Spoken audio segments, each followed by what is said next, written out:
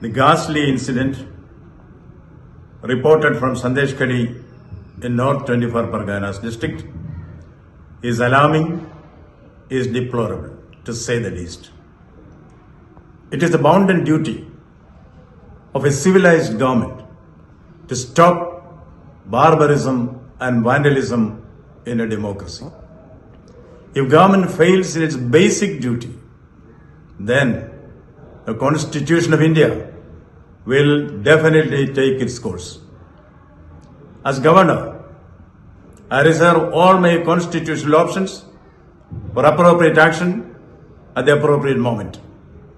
Flexing muscles and parading paper tigers will not work with the people of Bengal.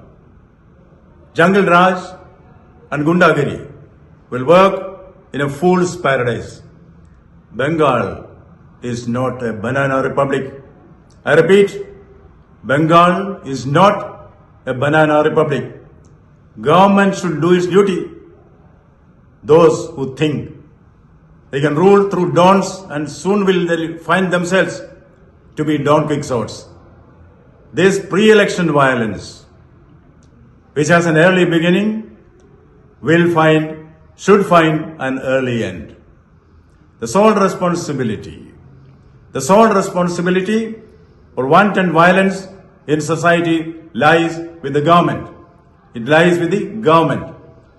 Government may better open up its eyes and see the reality and act effectively to face the consequences. The ostrich-like attitude of the police who pretend not to see the reality around, not to see the lawlessness around should go. The perpetrators of violence, and more so, their political abettors, will soon be made to realize you can fool some people for all times and all people for some times, but not all people for all times, not all people for all times. It is high time that we call stops to violence and hooliganism. In Bengal, violence will come to an end.